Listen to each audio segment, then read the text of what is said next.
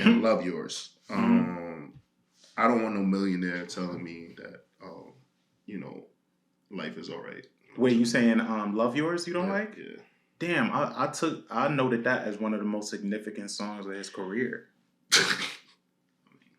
Yeah, I think it's a huge part of his message in this second act of his career. I mean, I get it. I just don't want him telling me that shit. Well, who would you rather hear that from? My father. Yo, man, everything that glitters ain't gold. Appreciate what you got, son. Fuck you, J. Cole. Tell me that, nigga. You successful. You get to hang out with Jay-Z and shit. I mean, Jay-Z don't even want to hang with this nigga. We said that already. J-Hope don't want to hang out with this nigga. Hey, man. But I heard that shit immediately got upset. I think triggered. I think Love Yours has taken on a life of his own in a sense. Like, you see it in graffiti now. You see it everywhere. And they style it. They say it the same way. They write it the same way as he styled it. He talks about beauty in the struggle. I think it's one of those don't kill the messenger type songs because the message is there. Oh, I definitely killed the messenger. The message is there. It's funny. And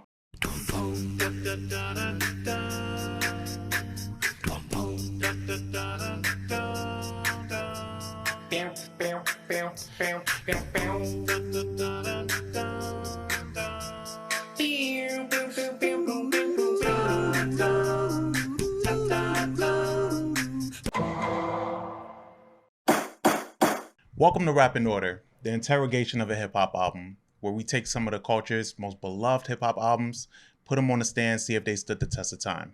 Now let's see who we got on the stand today. Welcome to another episode of Rap in Order. I'm First Class Regg. And I'm Taurian B. It's a beautiful day. As you can see, we're in a different location. You're not the only one with cool mugs. I see. Kind of forever. So this album that we're getting into today, I think it was a really defining moment for this artist. This was their third album, released in 2014. And I think before this artist was trying to find their footing with mainstream and like being signed to like a super popular artist like Hove, being on that imprint, seeing what that means. And I think with this album, he just said, fuck it. Like, I'm not gonna fit into that mold of like what like this big artist is supposed to be. This album is super stripped away. He produced all of it, no features. So of course I'm talking about J. Cole. And we're talking about Forest Hills Drive, released in 2014, which was a surprise release at that time. Shock drop. Shock drop, yeah. And with this album, like I said, it was super stripped away. And I think before this was Born Sinner. You had the big single with Miguel, Power Trip. Yeah. You had a lot of big moments on that album. And then also he dropped the same day as Kanye. He dropped the same day as Mac Miller, rest in peace. And going into this, I think it was so well received because of the story that he told of like basically coming in and like wanting to be this big time celebrity, big artist, because he felt like that's what goes hand in hand with being a big MC. And then him realizing that that's not it. That's not what he wants to do. And he was in a position to like redefine what a superstar artist is. So what did you think of this album when it came out? I feel like I was with you when this album dropped. I think we was together when it dropped. This album, when it dropped, like I was like really locked in because, everybody always has jokes about J. Cole that he basically, makes sleepy music or he's boring or he's always rapping about losing his virginity, which there is a song on this album about that, or not making the basketball team. But I think the authenticity of him like being so relatable to all of us, because all of us kind of have that story. We had like hoop dreams or like making a sports team in college or high school. I think that was something that was like very like true to like a lot of us, right? And then especially like he went to St. John's, he was in Queens, he was around the city all the time. So when we got this project, I was kind of like really like happy for him because like I was like, all right, he finally figured it out, and like he's not doing what like he's not listening to being told, hey, we need a single. Yeah. And I think he earned that after those first 2 albums and like what how it was being received. And I think that he was very lucky to get that trust from the label, because they could have been like, nah, give us another fucking workout. Yeah, you know what I'm saying? That's true. But he was able to make this project, produce it himself, turn it in, and sell them on the fact of what he was going to do. He was going to remember he took the album to people's houses and let them listen to it. Like, imagine, like, it's funny because people were like, yo, I hope J. Cole knocks on my door. Yeah. That was a cool time because I think a couple episodes ago we were talking about the best like marketing, and you mentioned Hove, and I've always thought about 2014 Forest Hills Drive because it was so personal. It was such a personal piece of work, but the way that he did the marketing was so inclusive and so like just dope. Like, he would just put up like, oh, yo, I'm in your neighborhood, and DM me, send me your address, whatever. And he would show up with his tour bus and go sit down in people's living room, right, and listen to this album. You think when he put it to somebody's house, they didn't have like a stereo system in their crib, and they just had to play it on like loudspeakers and shit. Yeah, hell yeah, just played it from his phone or some shit. But I think that's what was so dope about this rollout, because I was like, I wasn't the biggest Cole fan, but I always fucked with like how he delivered his message and like how he put his shit out. I think looking at his career now, he's kind of stayed true to like what he introduced on this album. This album was like a turn of events for him, and in character and in rebranding. Big part of rebranding, actually. And it kicks off with this intro that's super like, oh shit, not popping up. That's super just into what we're gonna get into. Like, as far as like, you know, it says, oh, it keeps repeating, do you want to be happy? Do you want to be free? In retrospect, I put that it kind of sounds like he was freeing himself of, you know, the traditional way of what a rapper is supposed to be like. What was your take on it? Literally the same thing. I literally wrote that he was shedding that, because you got to think also, like, Kendrick is his mans. So Kendrick is his mans, right? Drake is his mans as well, and he's cool with these 2 artists, and they're called like this 3-headed monster. But he's being told to like do these radio friendly, safe records, and he's like, yo, I'm supposed to be like the next one. Like he was deemed the next. I could be wrong, but I'll never forget this. It's a Source magazine when they were talking about J. Cole being signed by Hove, and he was kind of assigned as the prodigal son. Like I know a lot of people were like high on Kendrick. A lot of people were high on Drake, but a lot of people weren't taking at that point, ladies and gentlemen. At that point, we know what the outcome was. But J. Cole was supposed to be the one. He was Neo, and I think that he saw that, and I think he really like hit a crossroads, and he was just like, fuck it. Like, and I think you could tell because remember that one year at the BET Awards, and he showed up and had the same outfit as French Montana. Oh yeah. And they had him, and like it was something that was so. It was like far, a black and gold shirt. Yeah, or some shit. Yeah. Like he had a stylist, and like he just wasn't. It wasn't him. Like it wasn't authentic to who he was, and he was kind of just like going with the flow. And then after that, he was like, "Yo, never again." And then he just started being himself, wearing the Jordan 1s, wearing the baggy clothes and shit like that, wearing the same shit over and over, letting his hair grow and stuff like that, because that was more true to who he was. Like having like a chain and all that stuff. That's what he thought he was supposed to do, but it really wasn't him. And this album kind of like let it be known like what he was where he was going next. Yeah. And I think that it kind of like saves his career because, I saw him live twice. So I saw him at Santos Party House when he performed, and that was industry J. Cole. And it was good because he has his fan base and he has his followers. But then I saw him with you at South by Southwest. And it was like a completely different person as far as like stage presence, confidence, the control that he had over the crowd, the way everybody was reacting to him. Obviously, it was in a different state. In New York, everybody's, too fucking good to like cheer and shit. Too fucking cool, yeah. But what I'm saying is just that like you could tell the difference. And like the energy in there was crazy because I remember like I even had like a joke in my head like, damn man, is this going to be like a snooze fest? And like, no, it was actually like a really, really great show. And I want to say that was like one of the last shows that we saw before we left that trip. I think so too. Yeah, because he closed it out. He closed out that venue. I think it was I forget the name of the venue, but yeah, you're right. Because then after that, we went to go see like Erykah Badu and like Kehlani and all. And that was the official closeout of that venue, right? Because that was like the end. I think it's called ATX or something. Yeah, like that. Yeah.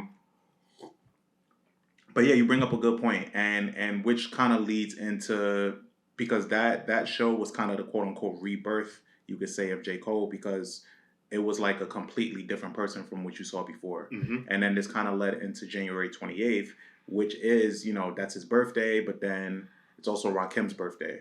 So like him tying in at the end, like, oh, like you might be the God MC. You're not the God MC. You're not Rakim. Like you wasn't born the 28th. Like, so he tied that in. And then also just like for him to kick off the intro, basically saying,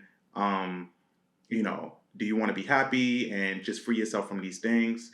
And then to just basically going into the song that's like his birth date, I thought was super symbolic of like what he was trying to do. Of course. And then, like what is he saying? Don't let him take your soul. Like he basically is telling you like, yo, I almost went there, y'all, but I figured this shit out. I bounced these motherfuckers off. I made a song with Trey Songz, y'all.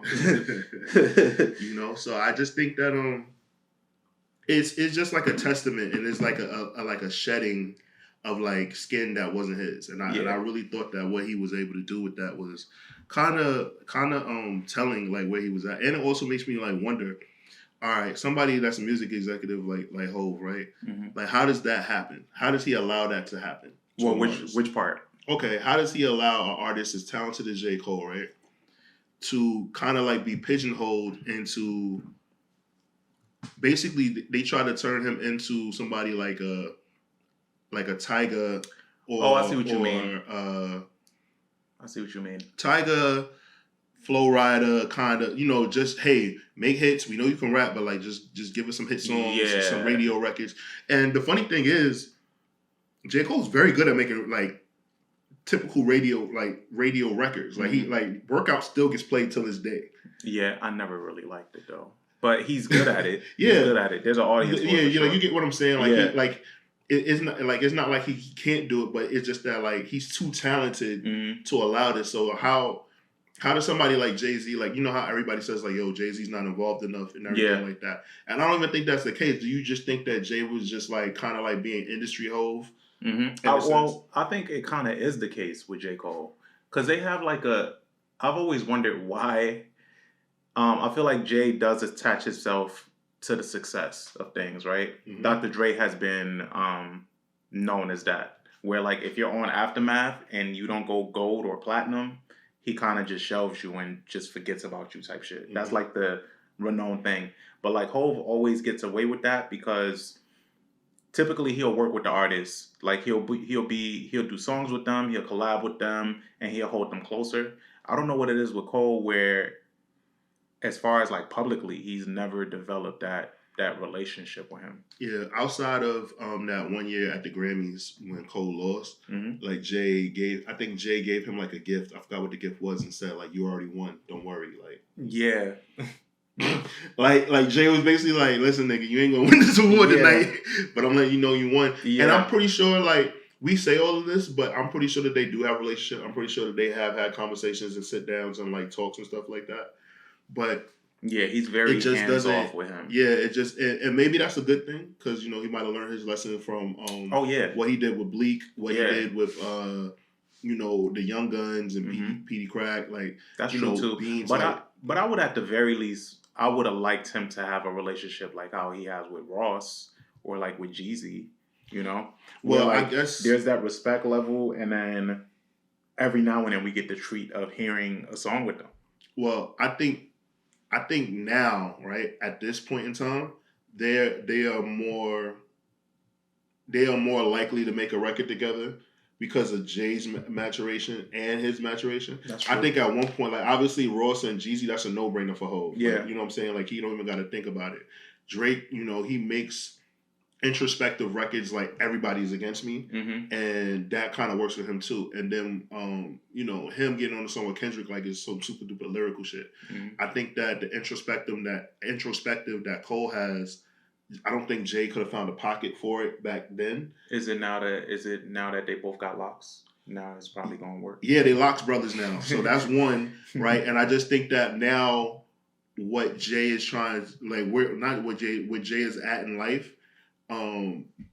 Like, well, basically, like, it fits Hove's narrative now to work with him. Like that, like, you know what I'm saying? Like, Jay's supposed to be anti the system and all of that shit, independence, you know, kind of being a free flowing guy. Like, even like the way Jay dresses now, it kind of looks like, I ain't gonna lie, Jay kind of biting Cole style just at a higher level. Yeah, just with billionaire money. Yeah, at a higher level. Yeah, it looks like don't nothing but silk touch Hov. Yeah, because Jay is never gonna look like he didn't shower. Yeah, but Cole is true to this. Yeah, he ain't new to this. That nigga gonna roll out of bed and just be like, "Oh, where y'all at today? I'll be there in 5 minutes." It's like, wait, 5 minutes? Yeah, J. Cole still wears basketball shorts under his pants. Yeah, that ready to hoop at all times. Yeah, that's him. Cole. That's him. His manager the other day actually said like, "Yo, Cole don't never come outside," but he asked me where Ari was tonight, and he just popped up. He popped up in London because she was in London.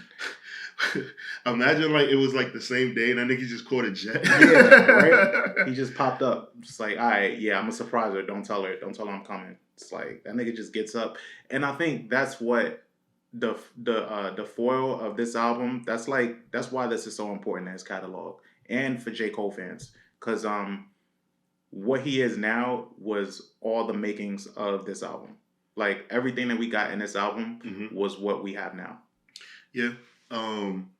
Did you ever hear that the reason why this album has no features and he produced every track? Well, no, not specifically. I had a guess, but why? It was to get to own this album.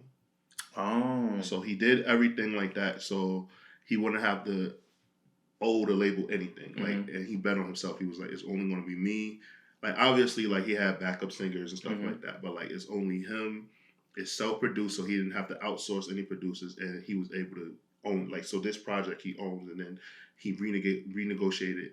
Him doing that allowed him to renegotiate his contract, and like that's why like he owns his masters and everything like that. And then he took his Dreamville imprint to another label, and that's how he was able to do that.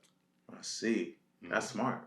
I think that's some real betting on yourself shit. For real. Like that's like you knowing your fan base, because I don't think, all right, this is fucked up.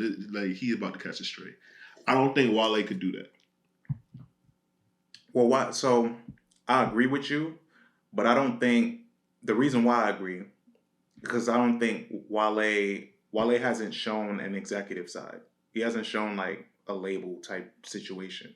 So like you said with Dreamville, Wale don't have artists under him. He does. No, actually he does. He has artists under him. He has it's called Blue Moon. Oh, that's his shit? Yeah, that's his shit. But he has artists. Remember, again, at South by Southwest, he had motherfuckers open for him. They just didn't go nowhere. Oh, every Blue Moon. Okay, under a Blue Moon. Yeah. Okay. Yeah. So he has it. It just didn't. His artists just didn't take off. You know how Cole's artists took off. Like Cole he really like, you know, I think that's an attribute to his team. Yeah. And like having the ears to the streets. But it's funny. Whenever I think about Cole, I always think about Wale, because like things for them were so parallel, and I think that the freedom that like that Cole has, like Wale wants, but I just think that because he deals with a lot of like personal things, it's harder for him to like get certain things out, and he's very like multifaceted, because like obviously like, you know, Wale is like a poet. But at the same time, like, you know, he's a street dude, like not like a gangster, but like, you know what I'm saying, like he's outside. So I think that like he battles with finding that medium, and I think if he just leaned into one and didn't give a fuck about what people said, I think it would just make a huge difference for him. Yeah, and I think him decreasing. Well, he hasn't really been online actually in the past few months. Like he hasn't. His presence Shit. online has really dwindled. I'll be honest with you. I don't think I've heard from Wale online since the pandemic. You might be right with that. And I went to his page recently. His main photo on Instagram is just black. And anytime people do that shit, I'm just like, all right, they going through something or they got something coming up. It's one of the two. Yeah, I'm pretty sure he has a project on the way. I mean, the last thing that I saw obviously was Wale Mania because for wrestling, like, he's a huge wrestling fan. So in the wrestling community, like I see him doing stuff, but I don't hear him talk about anything. Yeah. But for this album, so Born Center was before this, right? And like I said, Born Center had the Miguel single. It was really big. It was a big thing for him. It had Crooked Smile, Forbidden Fruit, the She Knows record, which were all like really big on radio. And then you get to this. This actually does have big radio songs, but I'm trying to think about like, what do you think? You think Cole was like at a party or some shit and just saw things going down and was like, "Yo, yeah, nah, that's not for me." Like, how did he realize that? He always has that look on his face. Yeah. I could tell you right now. I was at a club. It was called Firefly, and he came through in Ibrahim. I met Ibrahim, his manager, a couple times, so I know Ibrahim, and we was in the club, and like I remember I was in my section, and like I looked at him, and you know how like he has like those eyes. Yeah. He's just looking, and like you could tell like he did not want to be there. Like he was just like out. Like I don't think he minded going like after hours places, but like being at a club, he was not with that shit. Like he was just standing there with like a straight face, like people talking to him, like he's saying what's up and everything. Because a lot of the club promoters that I worked with, shout out to Jump Shot J, shout out to Gayson, they all were like from Queens. Like I think Jump Shot J went to St. John's, if I'm not mistaken. So like they all had that relationship. So like they came out for them, but like Cole is not enjoying himself. He does not have a good time. It's something really cool about, well, later on now it's become like a trend, but I think Cole is really living authentic. But now it's like a trend for these artists to be super recluse. Like you don't really see them, and then so when you see them, it kind of heightens it being a moment. It's just like, oh shit, yeah, there go Kendrick. Kendrick is here. That means music is coming. So now he's just one of those artists, and it's just crazy because I don't know how to take that. I don't know how to take that, because then now I feel like when they do something, it's like the bare minimum and it's a success story. I guess I don't know. I guess because like it used to be like that. It used to be like that where like artists would put out a project, they go on tour or whatever like that, they would work that record, and then we would have seen them for a while. They come out maybe 2 years later, 18 months later. And I think now, we get everything in our hand so much, That's true. I guess we become spoiled. We spoiled. Like we get a lot, right? But I think that for somebody like Cole, like I'm okay with the time that he takes, because I know that like he's actually like working on things. Like he has artists that he's genuinely like working with. He has I think he's playing basketball. Like he's playing basketball. He's doing things in his city. And I just think that that's something that, I'm okay with that because I know that he's busy. Yeah. But I want to talk about some more of the tracks on the album, right? So the funny thing is like listening to the song Wet Dreams, right? The first song that I could that comes to mind. It's funny because it's kind of like it's one of those stories that like a lot of people can relate to. Like when I was in high school, the girl that took my virginity, like she thought that I was active. Like I was, I played sports. I was a popular dude, but like I didn't give off virgin. I guess I don't know. I don't know how a virgin looks, but I didn't give it off. So she thought like I was, and like I wasn't. So like I just like faked it till I made it. And it was really funny because she was like, "Yeah, like you're the second guy," and I was like, "Oh," like so we both experienced. I'm thinking she experienced. You know what I'm saying? So it was like I actually like it's similar, so I understood it, and I just think that it's a funny thing that Cole had that experience, and I was just like, "Yo." People make fun of him, and it's like I think when it came out at that time, we all making fun of him. But it's like, I mean, Like we have similar corny stories like that. It's Yeah. not that bad. No, I get it. I think it's funny because it's just our era. Like I feel like our whole era is like that. Where like I feel like Gen Zers are probably like a lot more clear on communication. Like, yeah, no, I've never done this. It's my first time type shit. Mm-hmm. And with us, it was just like, yeah, like with men, you know, for me in high school, that was the assumption too with the girl that took my virginity. It was like, yeah, no, you done, like we doing this. And then afterwards, it was like a whole clarification thing. Like, all right, well, oh shit, that was both our first time. Mm-hmm. Like, you know, so it's just one of those things that need to be talked about more. Yeah. But for the song, I don't know if I really like the song that much. And the video was like with the dogs. I don't remember the video at all. Yeah, the videos with the dogs, and it's like this is actually one of my songs on this album that I don't really care for. But it picks back up for like 03 Adolescence. You wanna know what's funny? Yeah. I'm cool with the first 8 songs on the album. Like Okay. it starts getting weird after no role models. Oh yeah. Okay. Oh, so you don't like Hello? Hell no. Yeah, Hello. Hello is a terrible Drake impression.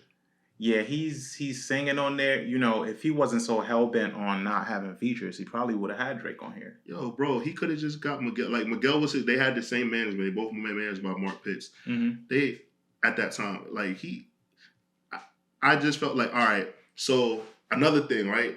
A parallel album to me is Nothing Was the Same in For Sales Drive. Both their third projects, right? Mm-hmm. Both were like huge turning points for them in their career. And they both kind of like solidified, like Drake really took, because Nothing Was the Same came out before this album. Nothing Was the Same, Drake really took singing and rapping and combining it to like be like a thing and like harmonizing and stuff. And I think Cole heard that and like Cole did it in his way, but it just doesn't sound as crisp. Yeah. It's his singing voice isn't as good. And Drake's isn't like the best. But, you know, we've come to like really know and love Drake's because we've been hearing it his whole career. Mm-hmm. It's not something that he, you know, and we've heard it get better. That's a good parallel to bring up though. But I think with Hello, and that's the thing about story albums too, because even if there's a song that you don't really care for, you can still appreciate it in like the timeline of the story. Because like, you know, he's basically talking about, when you listen to the album, he's talking about being on this high of being, you know, on the other side, quote unquote, Hollywood, and, you know, being Hollywood Cole and experiencing all this different shit. And in the middle of it, he's like, wait a minute, this shit is not for me. And these not the type of girls that I like. And I need that old thing back. And then you get to Hello, he's calling a girl that he had relations with, and he misses her, and she's not answering the phone, and coming back to that reality. So like in the fold of the story, I get it, but it doesn't translate well for like a replayable song. I couldn't tell if he was talking about falling in love or falling out of love. Nah, he was talking about trying to call, basically the repetitive nature of the Hello part is just him literally trying to call a girl that's like his old thing and trying to get her back. Oh, Shorty in Fayetteville. Yeah. Yeah, man. Nah, it wasn't gonna work for you, Cole. Get Off My Dick is a song that I liked as well, because it was basically like, all right, the hometown boy made good. He comes back home and like people not fucking with him because they're just like, well, motherfucker, you pretend like you from New York now. Like, oh, you a big rapper now, like you signed to Jay-Z. And you gotta think about it, motherfuckers down south do not like New York people, bro. Like literally, like where he's from, like North Carolina, like they just, you gotta think about it, like Cole, nothing about Cole gives you North Carolina unless he tells you he's from North Carolina. Yeah. So I'm pretty sure going back home, like a lot of people were just like, oh, you know, telling him, you know, you think too good. Oh, you talking proper. Talk like you from New York now. Who knows, man? That nigga talk like that his whole life. Who knows? Yeah. But I just thought like it was a fun, like, I mean, shit, the name of the song is Get Off My Dick. Like, I think that's telling enough. But like, I was just really like pulled in because I was just like, wow, I didn't think he was having those problems. I didn't think like, you know, somebody like Cole would have problems like going home and like dealing with that shit. But like, that's a real thing. Like, think about it. It's like the Chris Rock joke. Like, a dude come home from jail, like he get celebrated. Oh man, he get a cookout.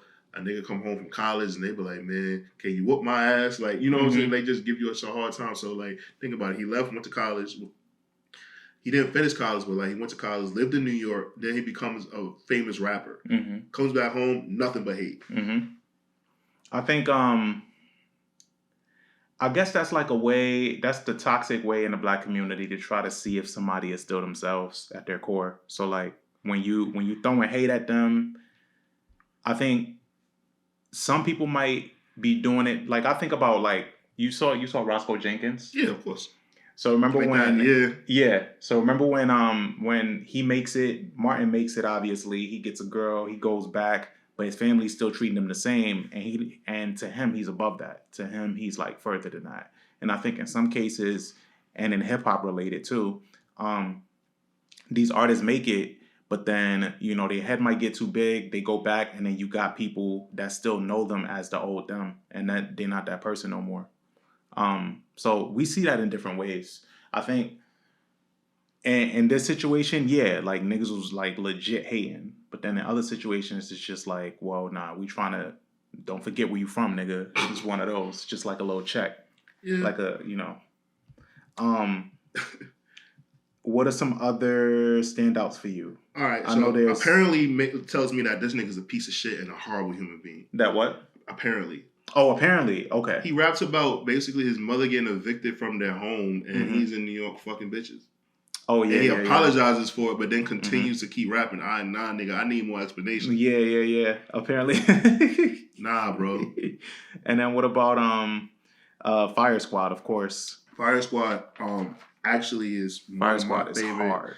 It's in my top 3 of the records on the album. Fire Squad, A Tale of Two Cities, and Fire Squad, Tale of Two Cities, and No Role Models are 3 of my favorite songs. Yeah, I think with Fire Squad, obviously with that third verse where you get into the white privilege of these rappers, and this was coming off the heels of like a couple years before that where Kendrick lost to Macklemore when he lost the Grammy. So he talks about that. He talks about Iggy. He talks about Eminem, and he just talks about privilege overall. But then he goes like, "Oh, I'm just playing." But I think it's funny because he's half white. His mom is white. Yeah.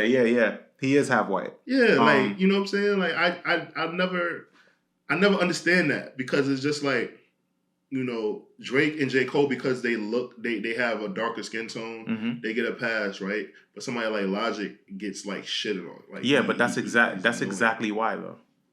Because Logic, looks white. Even though you look white, you're white passing. His dad is a crackhead, and he's always talking about how his dad was a drug addict. But that's his. I don't know. Man. That's his story. But it's unfortunate. But it's just like, well, yeah, nigga, that's your cards. Like, I don't want to hear you. I don't want to.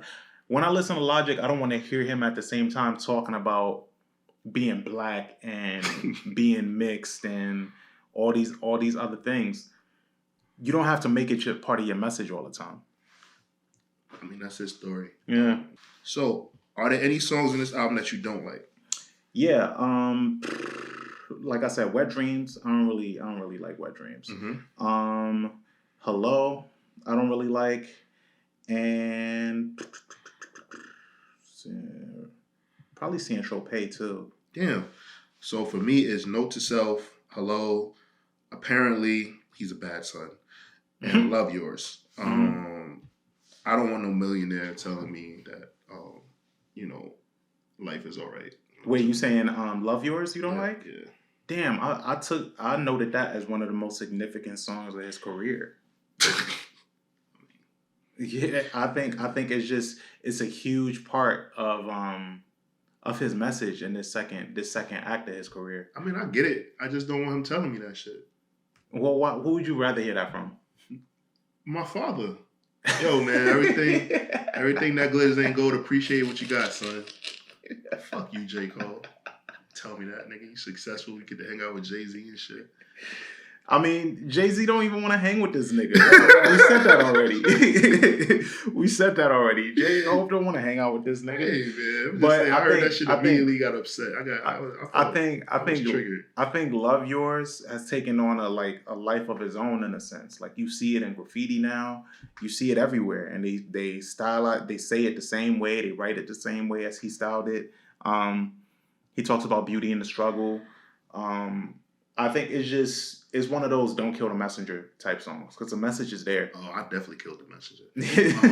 The message is there. It's funny. And the funny thing, all right, so San Tropez, like I actually like because it was kind of like Eminem's Say Goodbye to Hollywood, JC's Marcy to Hollywood, like basically, saying like, yo, I'm out of here, like I'm rich, but I think again Miguel should have been singing.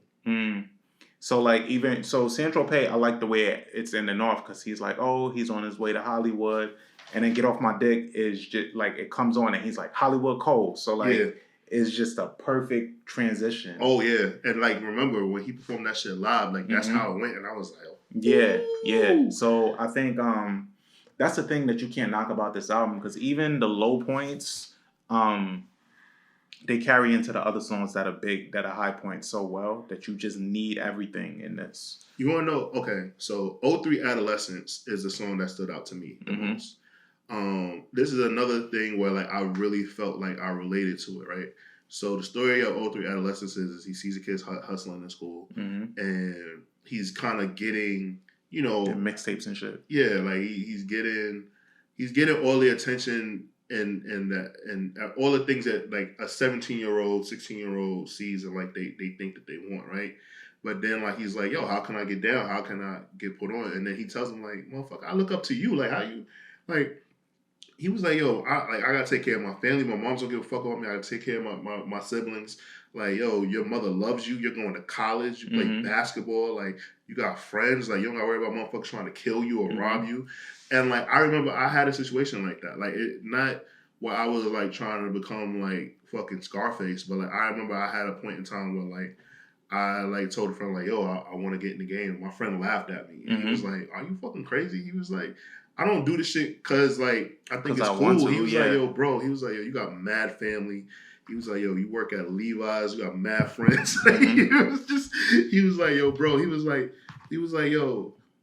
At that time, that was when I would like go with my friends like the trips to like Miami and shit like that. He was like, "You don't miss no trips with us." Like he was like, "What you missing out on?" And I remember like being like, "Yeah, but like you got really nice shit." Like he was just like, "Yo, man," like he was like, "The shit that come with this, don't look at it like that." He was like, "I'll be stressed." He said, "I gotta worry about getting locked up every day, my door getting kicked in, somebody around me," and he just like told me like, don't think that this shit is what it is. Like, so it was pretty, I really, really related to that story. And I was like, wow. All right. And like, till this day, like, he'd be saying that shit. He'd be like, yo, like, in a good way, like, I like envy you. And I just be like, I get it now because he's one of my best friends, but he'd be like, yo, man, like, you just got, your shit is carefree. He was like, yo, like, people around you, they're around you because they love you. He was like, I got a lot of money. He said, so I always got to question this. He's like, girls, all that shit. Why are these people around me? So that song really spoke to me because I was like, oh shit, like okay. Cole is really good at that. Like he's good at like capturing those time frames because we're in the same age group. So like all that shit he be talking about, like I really get. Like one of my favorite pictures of Cole was like a promo photo, and I think he's like he has a basketball in his hand. He's like in his room, and he's kind of just like laying back. And he's shooting the ball up in the air, catching it, and you see basketball posters on his walls, and it's just like, yo, that's literally everybody's life. Everybody in my age group, that was their life. All my Slam magazine posters. Yeah, he had Slam magazine posters. He even had a poster that I feel like I had. Like, so it was like little moments like that is what made Cole resonate so well with like the age group that he's in. He never tries to pander to people that are younger than him. If anything, he questions people that are younger than him, and that was the whole KOD rollout. But was there like a number one song for you that's like your shit that you probably still go to, or like one that you like over the others? I guess I would say A Tale of Two Cities. And I think the thing that made me like the song more was, remember the Black Friday freestyles with him and Kendrick? Yeah, and they switched off. They switched beats. off. So it made me like that's like one of my most listened to Cole songs, because I would listen back and forth to listen to see who actually approached it better, him or Kendrick. And like that song just gets me hyped. Like I enjoy it. I enjoy Cole's flow on it. I would say Tale of Two Cities. Okay, I think for me, I love Fire Squad. Fire Squad is just like the energy on that is amazing.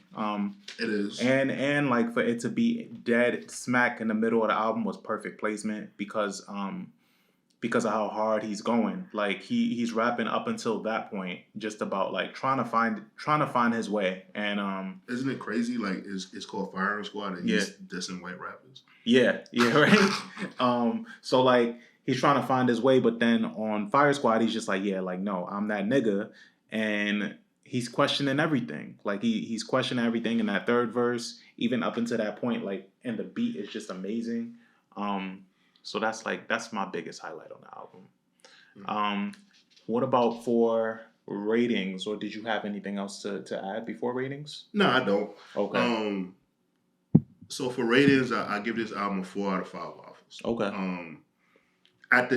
When this album came out, I was like, oh my God, this is Cole's best project, and like I even think I tried to call it a classic. And now, he's put out more projects, and now like I've scaled it back.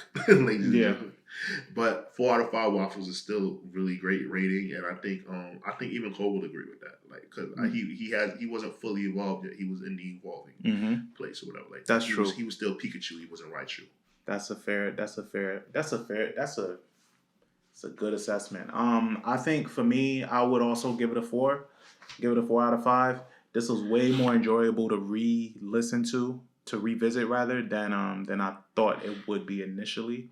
When it came out, I liked it, but it was very surface level. So like this time when I was listening again, I listened with more intent, because over the years since it dropped, I go to certain songs that I like and I just listen to those.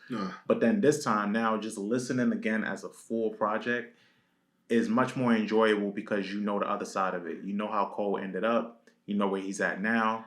We don't know where he's going yet, but we kind of have an idea. And this was like the blueprint of that. This was like no relation to Hov, obviously. This was like the makings of where he is now. This was the groundwork. So yeah, 4 out of 5. It's an essential piece in J. Cole's catalog for sure. But as always, we encourage you guys to have a listen for yourselves. When you do the ratings for yourself and for us, don't just give the rating for how you remember the album. Do a revisit. See how you feel about it now. I agree. Yeah, and rate, subscribe. Let us know what you think. I'm First Class Regg. I'm Taurian B. We're out of here. Catch you guys next time. Peace. Dun dun.